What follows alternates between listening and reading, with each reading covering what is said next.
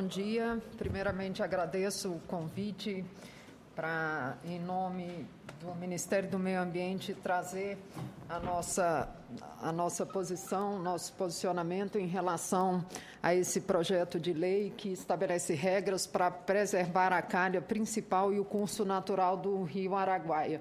E eu vou utilizar o apoio de um PowerPoint.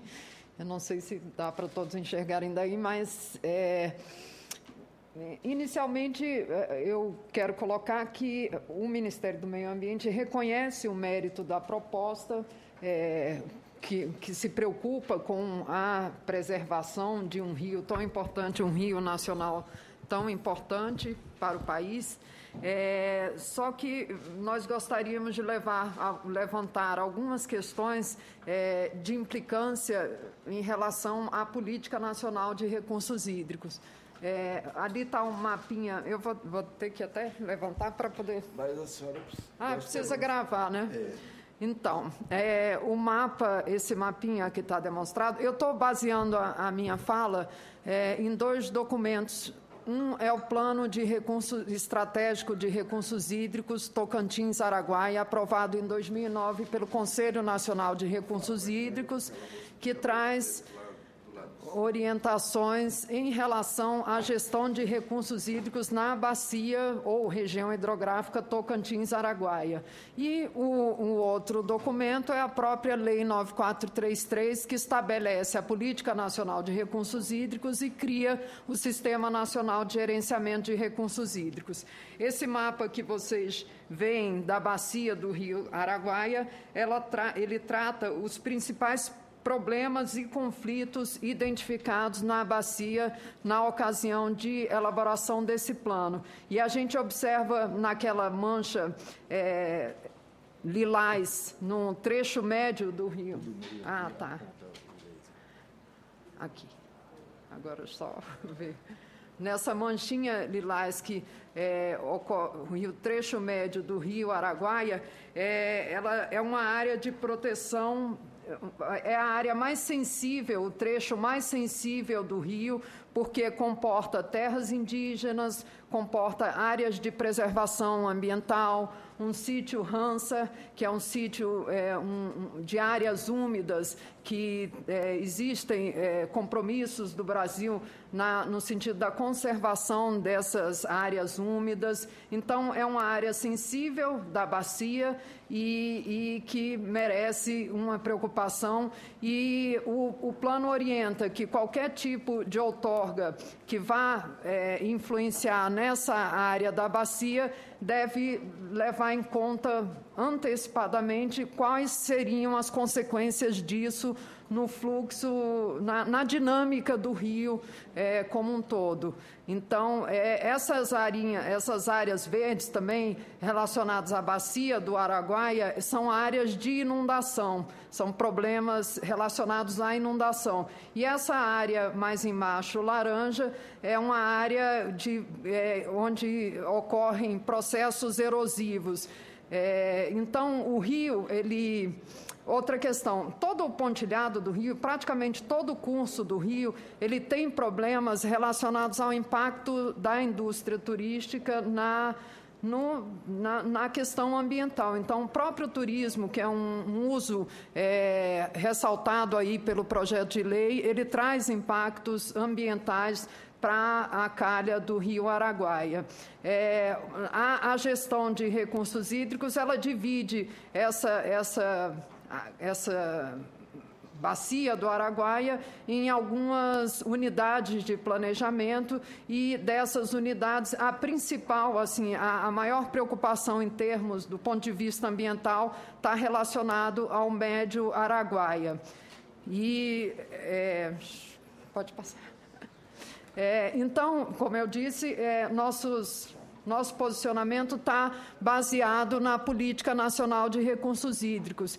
E a política traz entre seus fundamentos que a gestão de recursos hídricos deve proporcionar os usos múltiplos da água. Então, na medida do possível, devem-se buscar acordos e consensos na bacia hidrográfica para a conciliação dos diversos usos possíveis daquela água. Outra questão levantada pela bacia, ou pela política, é que a bacia hidrográfica deve ser a unidade territorial para a implementação da política e a própria atuação do sistema de gerenciamento de recursos hídricos.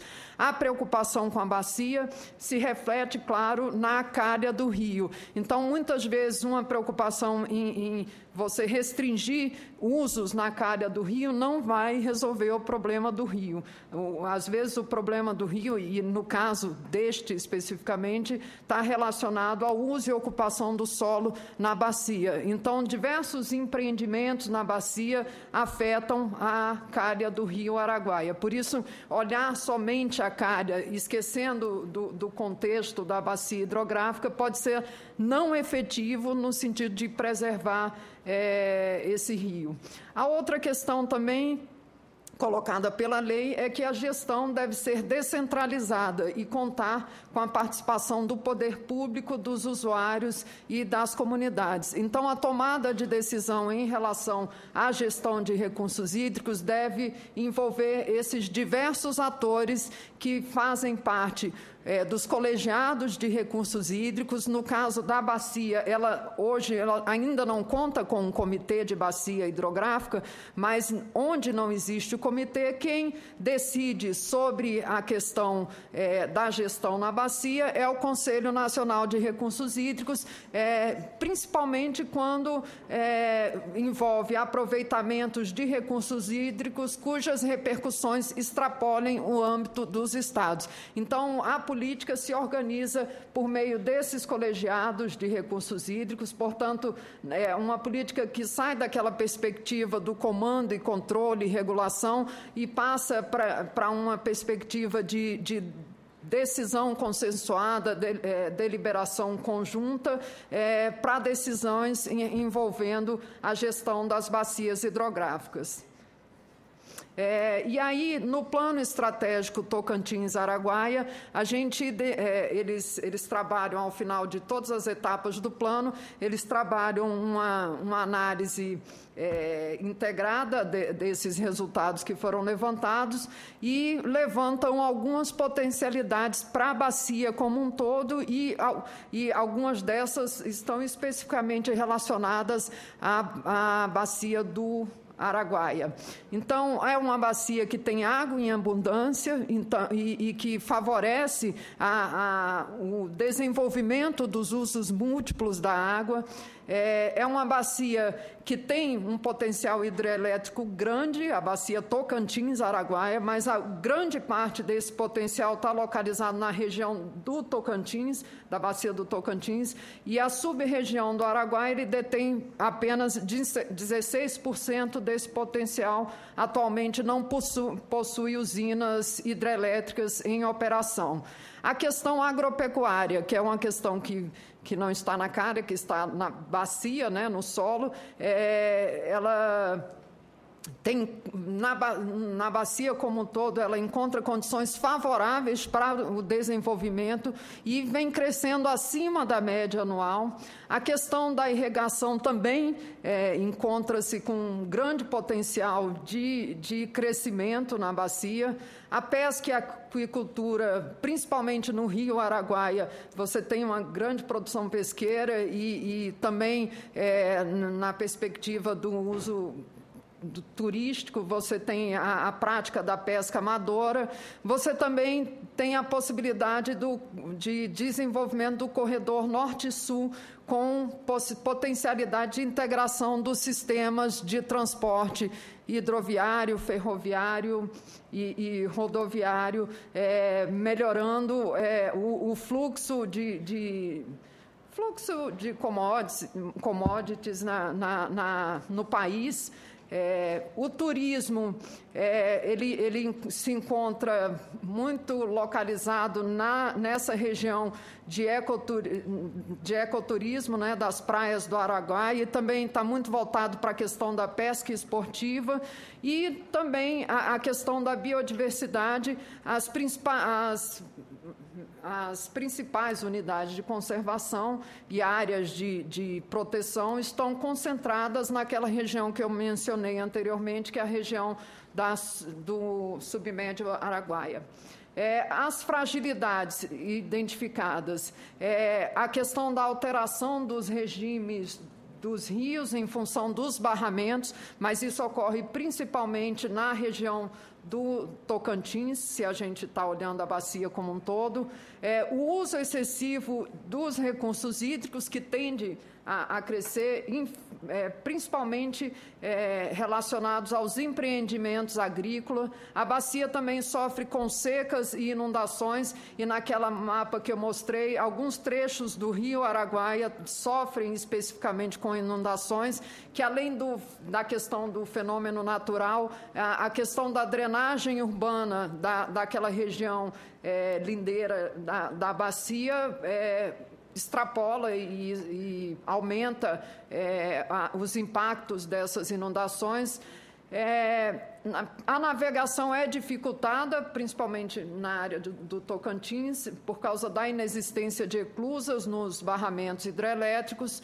Existe a contaminação dos cursos de água com baixo nível de tratamento dos esgotos municipais, isso na bacia como um todo, inclusive bacia do Araguaia.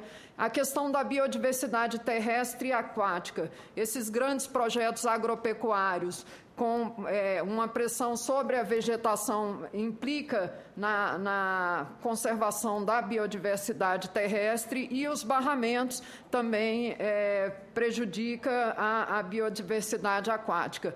O nível econômico de desenvolvimento local da bacia como um todo abaixo da média nacional, e também provoca algum tipo de prejuízo na gestão. A questão do saneamento básico é uma questão bastante importante na bacia, porque os índices de atendimento estão abaixo da média nacional. A questão da governança, a necessidade de fortalecer os órgãos gestores de recursos hídricos que atuam com essa questão, que atuam nos estados, e também a articulação desses órgãos com o poder público federal é fundamental para melhorar a gestão na bacia, e também a situação das populações tradicionais remanejadas, principalmente em função dos barramentos e das inundações para represamento de água. São algumas fragilidades. O plano aponta como ameaças para a bacia a visão segmentada e setorial sobre o desenvolvimento da região. Então, os diversos usos previstos ali na bacia e em desenvolvimento na bacia, eles são planejados setorialmente, sem uma lógica integrada.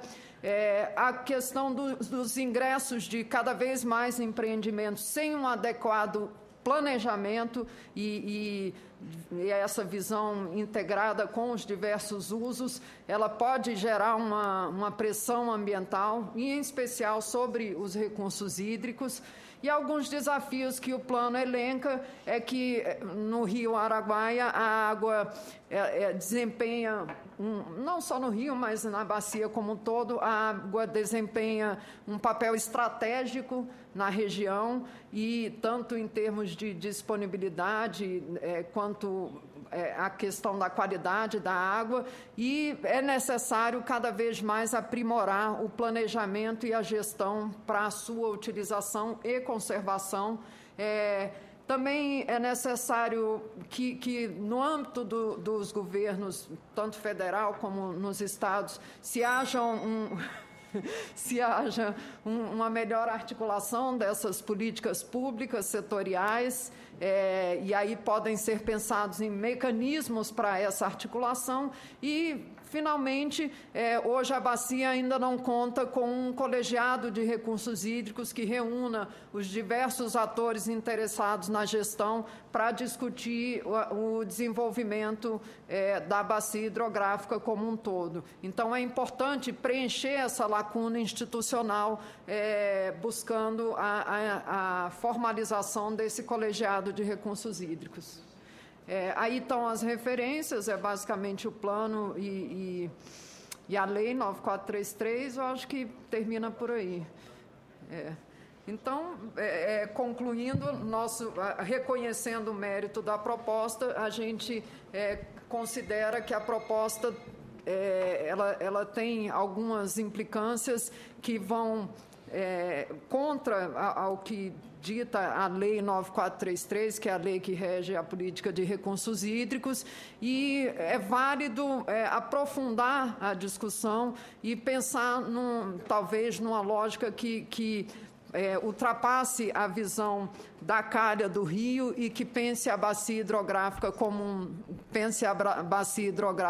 um todo, porque, como foi colocado aí, vocês perceberam, os problemas normalmente não estão nas intervenções na calha do rio, mas nas intervenções relacionadas ao uso e ocupação do solo que afetam a calha do rio. Acho que, por enquanto, é isso, senador. Muito obrigado, professora, nossa diretora do Ministério do Meio Ambiente, a contribuição valiosa aqui para nós, que, na verdade, faz aumentar as nossas preocupações, né? Aqui, quando você ouve um lado, às vezes você fica meio para lá, depois você ouve o outro, mas é isso mesmo, a gente precisa ouvir as posições divergentes para a gente encontrar uma média que possa contemplar o que é melhor para a sociedade brasileira, sem, contudo, sectarizar numa posição ou noutra, né? Então, é muito importante isso. Nós vamos ouvir agora a Heloísa Aquino, assistente técnica da Secretaria de Patrimônio da União. A SPU é que cuida das áreas do governo federal nas margens dos rios nacionais, o patrimônio da União todo, a SPU cuida. E cuida também com essa obrigação de ter a visão da preservação ambiental. E, doutora Heloísa, por 15 minutos, se a senhora precisar um pouco mais, a gente cede mais 5. Não precisa ficar com muita pressa para falar, certo, como a diretora aqui, né? Tá certo. A Adriana ficou com medo do tempo, não dá, mas o tempo dá, que a gente dá um jeito. Bom, antes de tudo, nós, da Secretaria de Patrimônio da União, gostaríamos de agradecer, né, ao senador Donizete e a essa casa o convite para participar dessa audiência pública, que a gente considera que é de muita relevância, né? De grande relevância porque o próprio Rio Araguaia é um dos rios, vamos dizer assim, principais do Brasil, né? Se constitui, vamos dizer assim, dentro dessa malha hídrica, dessa rede hídrica que nós temos no país e particularmente na Amazônia, um dos rios principais, né? Então, a gente queria muito agradecer. Doutora Cassandra não pôde estar presente, pede desculpa por, inclusive, estar de férias, né? Merecidas, né? E, bom, então a gente veio aqui fazer essa representação.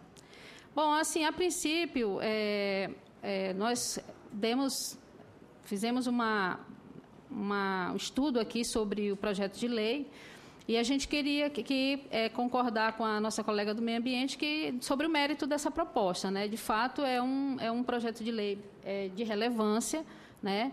Que tem a sua grande importância aí com relação, e essa preocupação, né, com relação ao Rio Araguaia, né? Dada até todas as características aqui que a doutora Adriana já colocou. É um rio bastante importante, né, por tudo isso que já foi mostrado. Bom, então a gente queria louvar bastante aí esse projeto de lei, né, da senadora Cátia Abreu com relação à preocupação de se preservar de fato aí esse rio, né? Bom, com relação ao que cabe à Secretaria de Patrimônio da União, a Secretaria de Patrimônio da União, os rios federais, eles são considerados patrimônio da União, mas não são patrimônios da União, vamos dizer assim, pura e simplesmente como o patrimônio do governo, né? Mas é o patrimônio do povo brasileiro, né? Então, acho que a gente queria deixar bem frisado que o Rio Araguaia, enquanto o rio, né, sendo patrimônio da União, por ser um rio federal, né, ele se constitui, acima de tudo, também como, vamos dizer, um patrimônio do povo brasileiro e daquelas pessoas que ali vivem, daquelas pessoas que ali moram, né? E o papel fundamental, então, aí da SPU vamos dizer assim, a SPU tem a missão, principalmente, de fazer com que, de zelar por esse patrimônio, né? E fazer com que esse patrimônio ele possa, de fato, cumprir com sua função socioambiental, né? Mas sempre compatibilizando essa missão, esse cumprimento da função socioambiental, compatibilizando com os interesses para a nação, com os interesses para o país, né? Então, a gente vê que o projeto de lei, apesar de ter bastante seu mérito, né, a gente precisa compatibilizar, né, o que está proposto aqui dentro do projeto de lei com os vários usos, né, com as outras, vamos dizer assim, com as outras questões que são importantes também para o país, né? E a SPU, ela funciona, vamos dizer assim, como a gente repassa, na verdade, as áreas da União, né, para esses usos, né? E aí envolve tanto a questão da regularização fundiária, né, nas áreas da União, nas áreas ribeirinhas aí, né, com relação também às comunidades tradicionais, mas muito em função, o nosso papel talvez aqui seja um papel, vamos dizer assim, não só de compatibilizar esses usos, mas um papel principalmente em que a gente tem que repassar essas áreas da União, né, para que essas áreas da União elas possam aí cumprir sua função socioambiental de fato, né? Então, acho que do que está colocado do projeto de lei, né, o nosso papel é um papel muito, vamos dizer assim, de oportunizar aí essas áreas da União, né, para os seus diversos usos. A SPU, ela não tem ainda um posicionamento fechado com relação ao projeto de lei, né? Nós estamos ainda passando por um estudo ainda dentro da Secretaria de Patrimônio da União. As várias áreas da SPU estão ainda fazendo essa análise desse projeto de lei e a gente aqui não tem um posicionamento ainda fechado, mas a gente considera, né, assim como a nossa colega aqui do MMA, que tem que ter um debate amplo, né? Acho que é importante a gente fazer esse debate amplo e eu acho que esse projeto de lei ele vem abrir esse debate, né? Ele vem trazer aí assim do Senado aqui dessa casa, abre esse debate que é um debate importante, né? E que é importante a gente fazer essa ampliação e a gente ouvir então aí outros órgãos de governo, né? Mesmo aqueles que já se manifestaram aqui escritos, né? Como o senador Donizete colocou, mas a gente acha que isso tem que ser ampliado, né? Então, é isso. Acho que a Secretaria de Patrimônio da União ela se coloca à disposição, né? Que esse é o nosso papel, se colocar à disposição, né? Para as várias das áreas da União, para que essas áreas da União, efetivamente, elas possam ter aí a sua função socioambiental, né? Sendo cumprida. E a gente acha que uma das questões importantes é a questão também da preservação ambiental, né? Claro que isso deve ser compatibilizado aí com outros, com interesse público, né? E nós estamos sempre à disposição, então, para fazer esse debate, para discutir esse debate. Bom, senador, por enquanto, acho que é isso que nós temos a dizer, né? Acho que esse projeto de lei ele tem um caráter muito mais na questão ambiental, né?